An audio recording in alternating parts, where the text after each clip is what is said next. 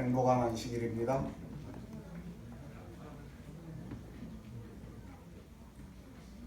오늘은 일기 마지막 안식일이 될 것 같습니다. 우리는 2021년 시작과 함께 이사야서에 대해서 공부를 했습니다. 우리가 왜 이사야서를 공부해야 됐을까?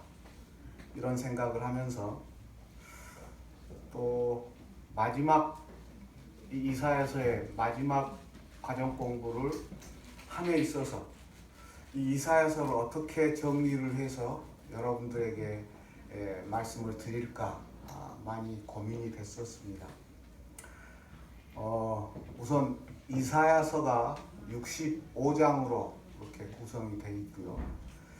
이사야서를 크게 세 부분으로 나누어서 그렇게 구성이 되어져 있다라고 그렇게 생각을 합니다. 총 제목은 내 백성을 위로하라 라는 주제로 이사야서를 저희가 공부했습니다. 일부는 이사야서 1장부터 35장까지 견책과 정죄의 애언에 대해서 그렇게 좀 구성이 되어 있고요. 36장에서 39장까지는 역사적 사건들에서 쭉 그렇게 해서 설명을 해줬고, 그 다음에 40장부터 66장까지는 이 땅의 남은 백성들에게 위로와 구원의 애언에 대해서 그렇게 기술이 되어져 있습니다. 그래서 이 총 66장에 대한 공부를 우리가 쭉 공부를 했습니다. 그래서 하나님께서는 이스라엘 백성들을 예루살렘으로 돌아오게 하면서 예루살렘을 회복하는 그러한 과정 속에서 죄로 인해서 망가진 이 땅을 새롭게 재창조하시겠다는 그러한 위로와 우리에게 구원에 관한 그런 확신을 주신 것 같다라고 그렇게 생각을 해봅니다. 그래서 마지막에 우리에게 큰 소망을 주셨는데 그 소망이 무엇인가 하면 이사야 43장 1절에 있는 말씀입니다. 너는 두려워하지 말라. 내가 너를 구속하였고 내가 너를 지명하여 불렀나니 너는 내 것이라. 하나님께서 우리를 지명하여 불러서 선택한 내 것이라고 그렇게 주장하는 우리 모두가 되었다는 사실에 감사를 드리면서 공부를 시작을 할까 합니다. 오늘은 지구의 재탄생이라는 주제로서 마지막 13번째 안식일에 대한 공부를 하겠습니다. 오늘은 이사야 65장 17절로 25절, 66장 전체를 근거로 해서 공부를 해야 될 것 같습니다. 보라, 내가 새 하늘과 새 땅을 창조하나니 이전 것은 기억되거나 마음에 생각나지 아니할 것이라. 이사야 65장 17절에 있는 말씀입니다. 서문에 보면 한 소년의 시각으로 바라본 죽음이라는 문제 앞에서의 인생의 허무한 삶에 대해서 기록을 했습니다. 이 조그마한 소년이 죽음이라는 주제를 놓고 생각을 할 때 인생 어차피 죽으면 끝일 텐데 내가 굳이 학교를 다니면서 공부를 해야 될 이유가 있나, 이렇게 생각을 했던 것 같습니다. 혹시 성도님들도 그렇게 생각하시나요? 인생 죽으면 끝인데 내가 뭐 이렇게 힘써서 영 써서 살 필요가 있나? 이런 생각들을 하시나요? 우리가 신앙을 하는 신앙인이라 할지라도 가끔은 이런 시험에 들만한 이유들이 삶을 살다 보면 일어나는 것입니다. 상담을 받으러 갔는데 의사 선생님이 하는 말도 뭐예요? 결론은 죽음으로 모든 게 끝난다는 이야기죠. 그래서 이 아이에게, 이 소년에게 네가 고민하는 그러한 고민들은 네가 그 고민할 때가 되면 이미 세상의 모든 사람들은 죽어 없어져서 그런 고민을 할 필요가 없다라고 그렇게. 결국은 죽음에 대한 본질적인 문제의 해답을 얻지 못한다는 것입니다. 그러나 참으로 다행스러운 것은 우리 그리스도인들은 우리의 삶이 죽음으로 끝나지 않는다는 소망을 가질 수 있다는 것입니다. 오히려 오늘 가정권부는 새롭게 된 세계에서 누릴 생명과 영생을 우리가 받았다라고 확신하는 그 소망 가운데 생활하기를 우리에게 권면하고 계십니다. 그리스도인의 시각으로 바라본 죽음 너머의 것, 그건 곧 영생을 우리가 이야기하는 것입니다. 그래서 영생을 바라보며 우리가 생활하는 그리스도인들이 되어야 되겠다라고 그렇게 좀 생각을 해봅니다. 일요일 소주입니다. 새하늘과 새 땅. 이사야 65장 17절로 27절을 읽어보면 하나님께서는 이 땅을 어떤 종류의 회복을 하시겠다라고 기록이 되어져 있어요. 이 땅을 어떻게 회복시키겠다. 네? 쭉 읽어보면 인간들의 수명을 회복하겠다고 그렇게 기록을 하고 있습니다. 두 번째, 우리들의 생활 상태, 사람들의 생활 상태를 회복하겠다라고 기록이 되어져 있습니다. 그리고 세 번째는 천연계와 동물들의 회복을 말씀하고 계십니다.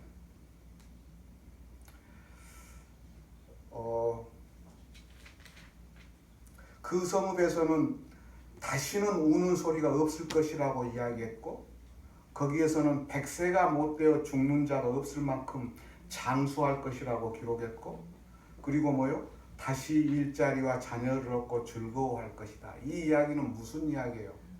이스라엘 백성들이 포로로 잡혀가서 포로 생활을 하면서 예루살렘을 회복시키겠다는 하나님의 약속과 회복을 통해서 예루살렘으로 돌아오는 과정 속에서 그들이 회복된 예루살렘에서 어떠한 삶을 살 것인가에 대한 약속의 말씀입니다.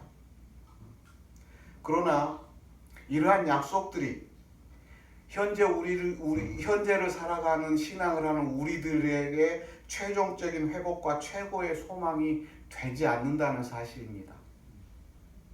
그죠? 하나님께서 우리에게 약속하신, 계시록에 약속하신 새하늘과 새 땅이 우리가 과연 100살 조금 넘게까지만 살 수 있을 것인가? 어떻게 생각하시나요? 이사야서에서 기록된 이 표징의 말씀은 결국은 우리가 영생이라는 문제를 놓고 봤을 때 이보다 훨씬, 하나님은 항상 우리가 생각하는 것보다 훨씬 더 아름답고 좋은 것을 준비해 주신다는 사실을 믿게 되시기를 바랍니다. 아멘. 우리가 바라는 소망은 영생이고 영원한 세상인 것입니다. 이것은 단지 우리가 바라는 영원한 세상으로 회복되는 상징적인 표현이 되는 것입니다. 우리가 회복된 새하늘과 새 땅은 영생할 수 있다는 것입니다. 이 이사야서 11장과 35장과 36장에서는 새하늘과 새 땅에 대해서 묘사하고 있습니다. 그래서 이 모든 부분들은 영존하시는 하나님과 함께 영원히 행복과 평화로 생활하는 것을 새하늘과 새 땅이라고 우리에게 가르치고 권면하고 있습니다.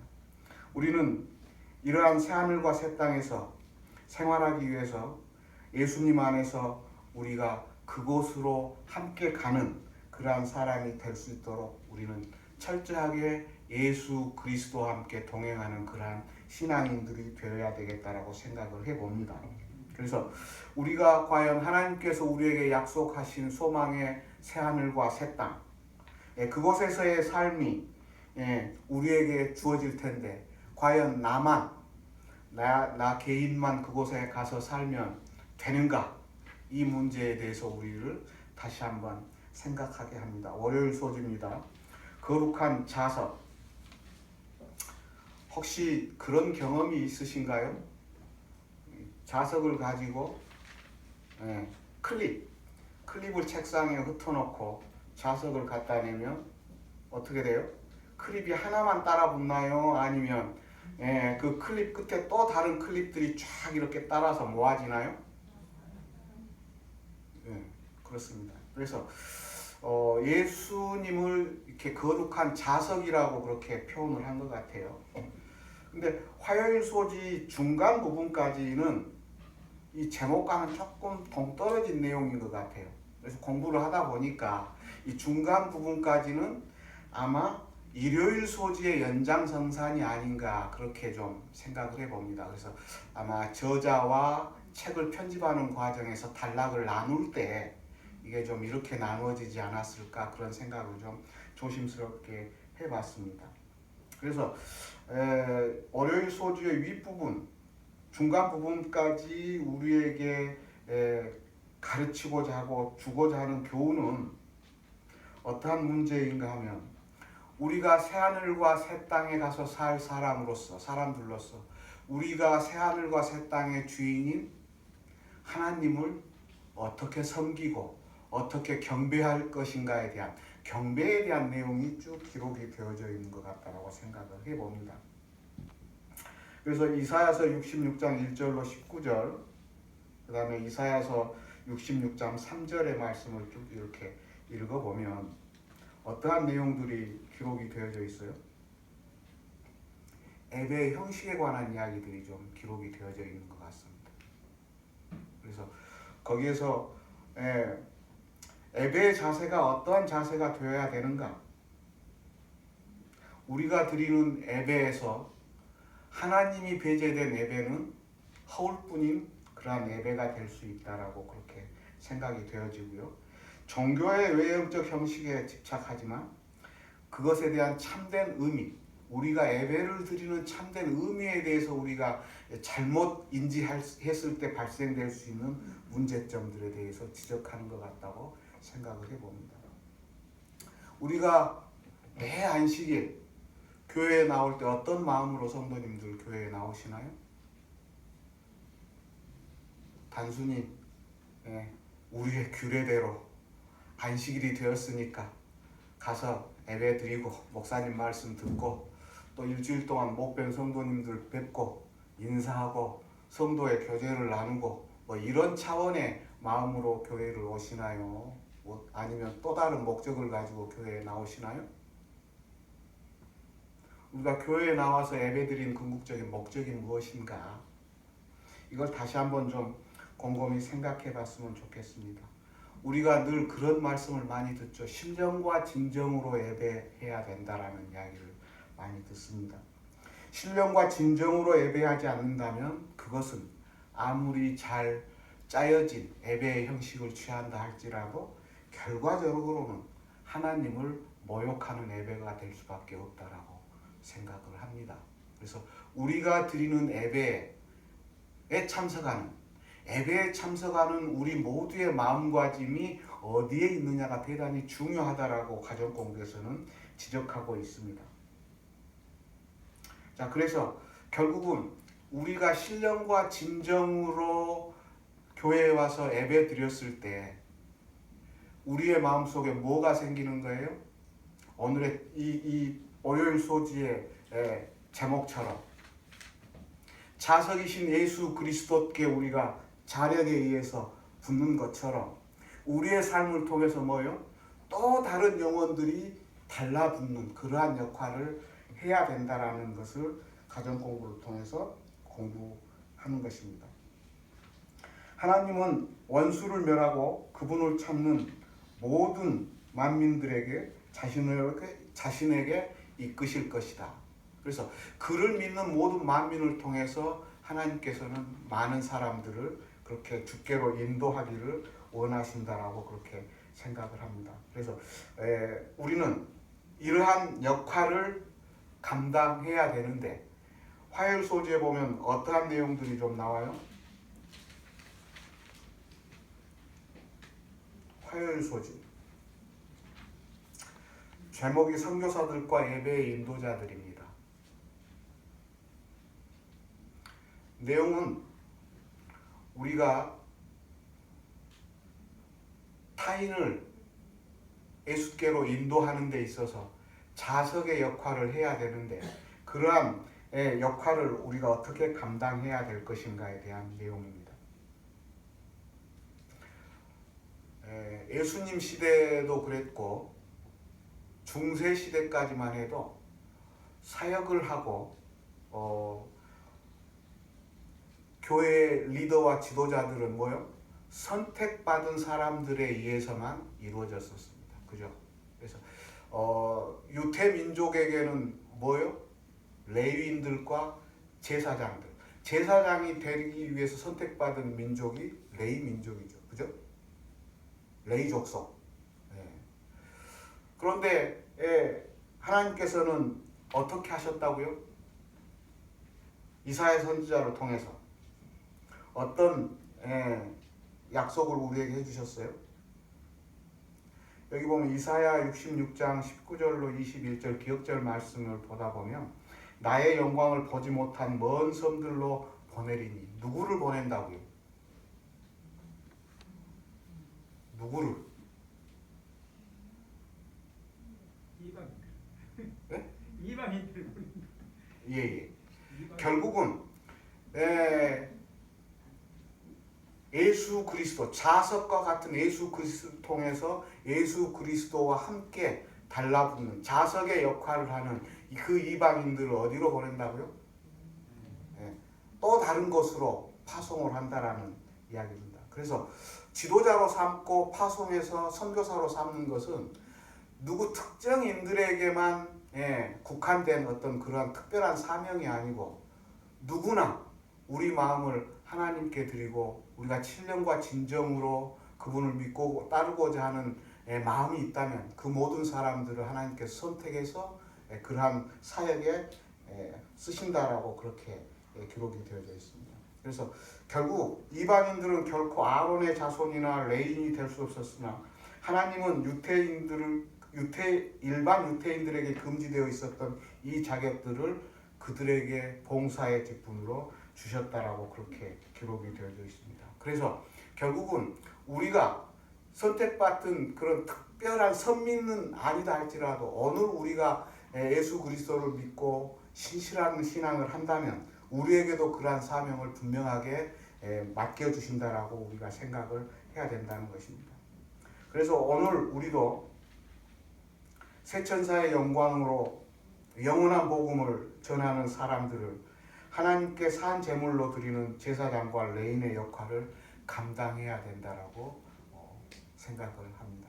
그래서 이방인들을 통해서 산 제사로 드렸던 많은 영혼들을 우리가 그런 역할을 감당해서 우리도 영혼을 구원해서 하나님 앞에 산 제사로 제물로 드릴 수 있는 그러한 선교사들이 다 같이 되어야 된다라고 그렇게 좀 생각을 합니다.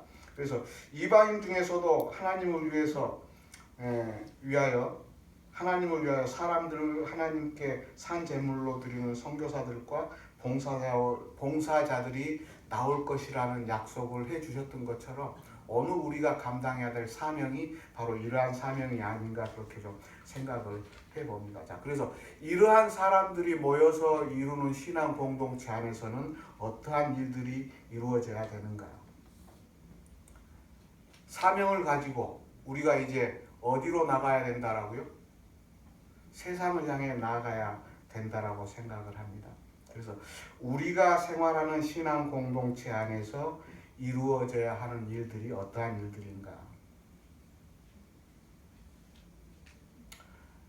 지금 우리 교회가 지향하고자 하는 지향점은 우리 교회의 가치와 사명과 그 다음에 비전과 전략. 목사님께서 지금 이 교회에서 목회를 하시면 선교 전략으로 이렇게 세우신 것 같은 생각이 듭니다.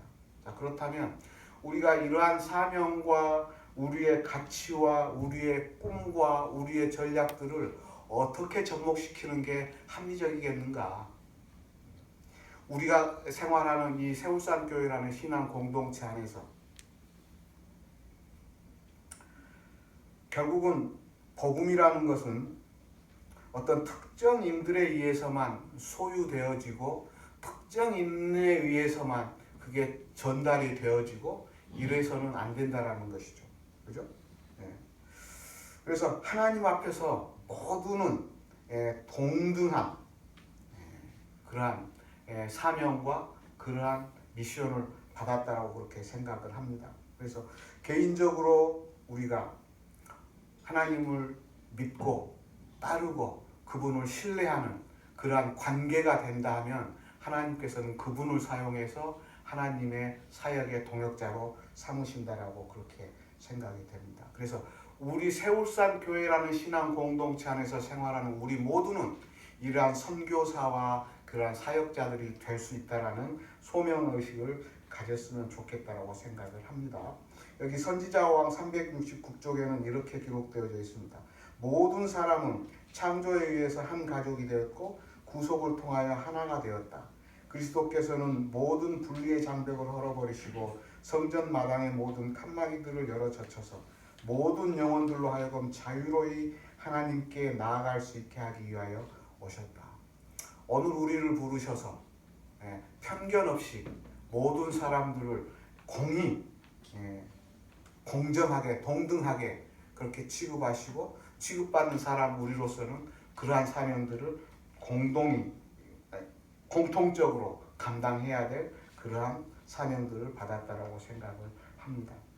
자, 그렇다면 하나님께서 우리에게 허락하신 새 하늘과 새 땅에 대한 부분에서 우리가 어떻게 하면 새 하늘과 새 땅에서 존재하며 살아갈 수 있을 것인가? 이 목요일 소지에 보면 그렇게 기록이 되어져 있습니다. 아마 이 이사야서의 공부를 마무리하면서 이게 키포인트가 되는 부분이 아마 목요일 소지가 아닌가 그렇게 좀 생각을 해봅니다. 너희 자손과 너희 이름이 항상 있으리라. 내가 지을 새 하늘과 새 땅 앞에 항상 있을 것 같이 너희 자손과 너희 이름이 항상 있으리라. 여호와의 말이니라. 이사야 66장 22절에 있는 말씀입니다. 이사야에서 가장 놀라운 약속 중에 하나가 바로 이사야 66장 22절의 말씀이라고 기록하고 있습니다. 새 하늘과 새 땅에서 우리 자손과 우리의 이름이 영원히 남을 것이다. 다시 지워지거나 잘리거나 뽑히지 않을 것이다. 우리에게는 죄와 죽음과 고통이 없는 새로운 세상, 곧 새 하늘과 새 땅에서 영원한 생명을 누릴 것이라는 약속이 있다. 그렇습니다. 새 하늘과 새 땅에 누가 있다고요? 어떤 약속이요? 이름이 지워지지 않아요. 자손이 누구의 이름이 지워지지 않는다고요? 우리 나와 자손이 내 자손의 이름이 지워지지 않을 것이라고 아멘. 그렇게 말씀을 합니다. 오늘 우리가 신앙을 하면서 이사야서를 이렇게 마무리를 하면서 하나님께서 재창조하신 새 하늘과 새 땅에 나의 이름과 내가 그 자리에 정말 꼭 있었으면 좋겠다라는 소망을 가져봅니다. 또한 우리의 자녀들이 그 자리에 함께 있기를 소망해 봅니다. 그리고 한 가지 더 소망한다면 이 자리에 함께 하신 성도님 모두가 그 자리에 함께 계셨으면 참 좋겠다는 생각을 해봅니다. 꼭 그 자리에 우리 모두 함께 있기를 소망합니다. 아마 이사야서의 마무리가 그것인 것 같습니다. 이사야를 통해서 애굽의 종되었던 이스라엘 백성들을 예루살렘을 회복시켜서 돌아오게 했던 것처럼 죄로 인해서 우리가 영원히 잃어버린 그 에덴에 하나님께서 그 에덴을 새 하늘과 새 땅으로 회복시키고 오늘 우리를 그것으로 인도하시고자 하시는 하나님의 사명과 하나님의 생각과 하나님의 뜻입니다. 오늘 우리는 그 하나님의 생각과 하나님의 뜻에 부응하고 예수 그리스도의 예수 그리스도와 함께 우리의 삶을 함께 하면서 하나님께서 우리를 위해서 허락하고 준비하신 그 새하늘과 새 땅에 우리가 반드시 함께 우리 가족과 우리 자녀들과 함께 있게 되시기를 바랍니다. 내가 사랑하는 가족 그곳에 꼭 있게 되기를 소망하며 또한 우리가 매 안식일과 또 매 달의 첫 날을 하나님을 기억한 것처럼 우리가 기억하며 또 섬기며 사랑하며 그렇게 생활해야 될 것 같습니다. 중요한 핵심, 하나님의 백성은 영원 무궁토록 그분을 경배할 것이라고 우리는 생각을 하는 것입니다. 새하늘과 새 땅으로 지구가 재창조되는 날, 죄는 끝나고 원수와 죽음이 사라지며 지구는 새하늘과 새 땅으로 재창조되어 구원받은 자들이 이곳에서 영원히 행복을 누리며 살 것이라고 그렇게 교훈의 말씀에 허락해 주셨습니다. 오늘 우리 이사야서를 마무리하면서 각시대의 배정투 678쪽에 있는 말씀을 좀 읽고 마치고자 합니다. 지구의 재탄생과 함께 이 대쟁투는 끝났다. 죄와 죄인들은 없어졌다. 온 우주는 깨끗해졌다. 오직 조화와 기쁨의 맥박만이 온 우주의 만물을 통하여 고동친다. 생명과 빛과 한이가 만물을 창조하신 분께서 끝없이 넓은 우주로 퍼져나간다. 가장 작은 원자로부터 가장 큰 세계에 이르기까지 만물을 생물계와 무생물계를 막론하고 조금도 흠이 없는 아름다움과 완전한 기쁨으로 하나님은 사랑이시라고 선포한다. 아멘. 우리의 삶 속에서 하나님은 사랑이시라는 믿음의 고백들이 나오게 되시기를 바랍니다. 혹시 이사야서를 이렇게 좀 마무리하면서 이해가 안 되시거나 질문이 있으신 분이 계십니까? 제가 뭐 그렇게 신학적으로 훌륭한 뭐 이런 지식이 있는 사람은 아닙니다. 그렇지만 좀 이렇게 이사야서를 공부하면서 이해가 안 되는 부분들이 있다면 우리 목사님을 통해서 우리가 좀 답을 얻을 수 있도록 그렇게 했으면 좋겠습니다. 2기는 이제 우리가 영원한 하나님의 언약이라는 주제로 공부를 할 것 같습니다. 그래서 또 2021년 제2기 동안도 하나님께서 우리에게 하신 그 영원한 언약이 무엇인가? 언약의 말씀을 통해서 우리가 어떠한 소망을 가져야 될 것인가에 대한 공부를 이제 2기 동안에 계속해서 할 것입니다. 여러분들께서 일주일을 사시면서 말씀에 입각해서 말씀을 연구하는 그런 자세로 가정 공부를 하시면 좋겠다는 생각을 합니다. 묵상하시고 가정 공부를 마치겠습니다.